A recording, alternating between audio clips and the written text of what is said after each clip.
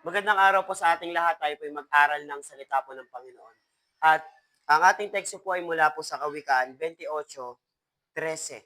No, 28:13 at babagtasin natin yung mga ilang bersikulo po dito sa chapter na ito katulad ng verse 14, verse 25 and verse 26. So babasahin po natin isa-isa. Sabi doon, whoever counsel their sin does not prosper, but the one who confesses, renounce them, find mercy. Verse 14, blessed is the one who always tremble before God, but whoever harden their heart falls into trouble. Verse 25, the greedy stir up conflict, but those who trust in the Lord will prosper. Those who trust themselves are fools. Verse 26, those who trust in themselves are fools, but the one who walk in wisdom are kept safe. So today, ang topic po natin is prosperity is real. No, totoo. No?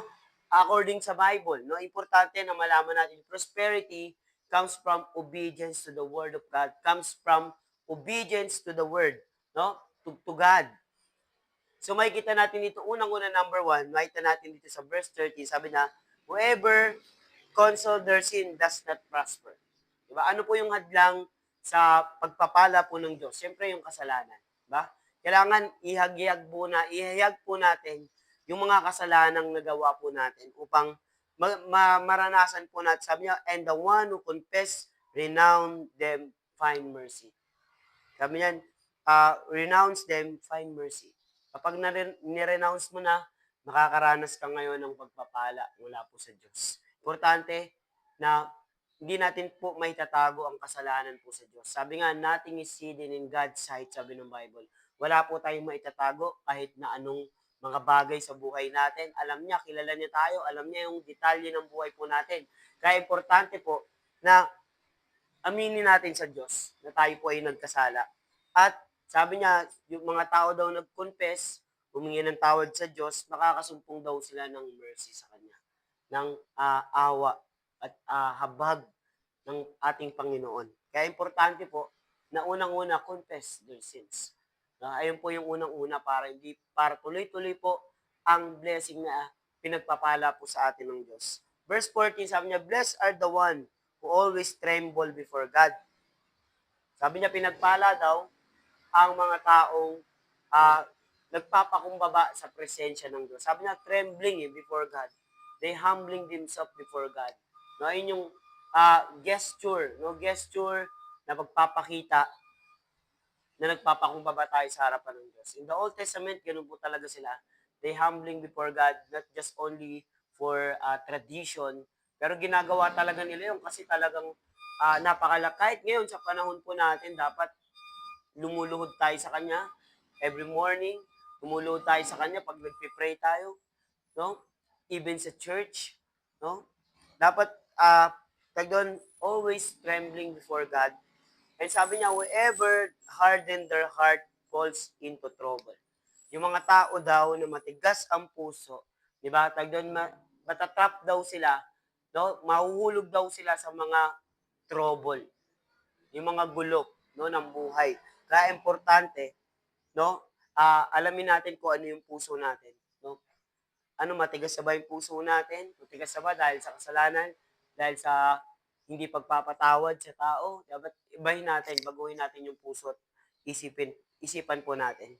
So sa verse 12, sabi niya, the greedy stir up conflict, but those who trust in the Lord will prosper. Sabi niya, yung greedy, nagsisimula siya ng gulo. Sabi daw yung mga greedy na tao, sila yung nagsisimula ng gulo. Di ba ganun nangyayari kapag greedy yung tao? Di ba, syempre, they keep themselves for themselves para sa sarili nila. Pero sabi rito, but the one who trusts in the Lord will prosper. Yung mga tao daw nagtitiwala sa Diyos, ano nangyayari po? Pinagpapala niya. Sabi niya, nagpa-prosper in any area of life. Ministry man, family, no, business, school, and lahat yan, no, lahat ng aspeto ng buhay niya, personal life, marriage, di ba, career, work, ba kahit saan, no, ano man ginagawa ng tao, no, kapag siya ay nagtiwala sa Diyos, sabi niya magpa-prosper yung buhay niya. No, hindi ko lang 'to sinasabi dahil dahil sinabi po ng Bible 'to. So verse 26 sabi doon, those who trust themselves are fools. Yung mga tao na nagtitiwala sa sarili ay mangmang. But the one who walk wisdom are keep safe. Yung mga tao naglalakad na wisdom na binigay sa kanila ni Lord ay safe daw sila. Ibig sabihin, ligtas. Di ba, pansinin mo yung mga tao na walang wisdom. Di ba? Gumagawa sila ng problema. No? Talagang nakagawa talaga sila ng problema kasi wala silang wisdom ni Lord. No, yung ginagawa nila, no, may problema na nga sila, tagyong gagatungan pa nila ulit ng problema yan. Hindi lalo na nagkakaproblema. Pero pag may wisdom ka, may immediate wisdom ka na tinatawag po. No? Magkakaroon ka ngayon ng wisdom para i-solve yung pinakamatinding problema na pwede mong pagdaanan sa buhay. No? Which is, yung wisdom na nanggagaling kay Lord dapat. Sabi niya, those who walk in wisdom are kept safe. Are we walking wisdom with the Lord every day? Are we walking with God, with the Word of God every day? Mahirap pag wala pong salita ng Diyos sa buhay natin. Kaya dapat, ang pamantayan natin ay ang salita po ng ating Panginoon.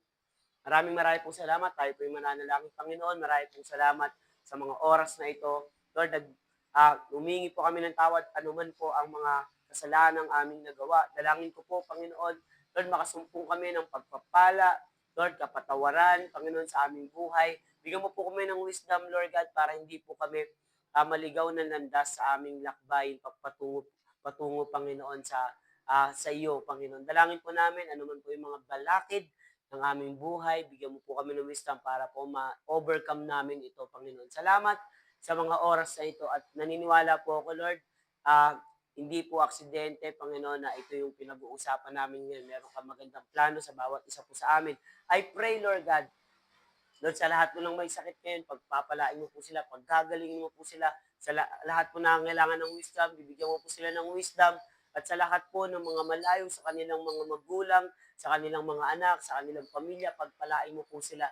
Dalangin ko po, Panginoon, sa ganang pagpapalang presensya ay maranasan po nila, Panginoon. Dalangin po namin na ang programang ito ay hindi lang umabot sa Pilipinas, kundi sa buong mundo. Maraming pong salamat in Jesus' name. Amen and amen. Maraming pong salamat sa bawat pong nakikinig at nagbigay ng ilang minuto po para po makinig ng short video po na ito. At kung hindi ka pa nakasubscribe, just click the bell button para po pag may mga bago po tayong update no, ng mga video, ma-notify po kayo agad. At palagi po natin sinasabi no, sa ating pagtatapos na mahal tayo ng Panginoon. God bless everyone.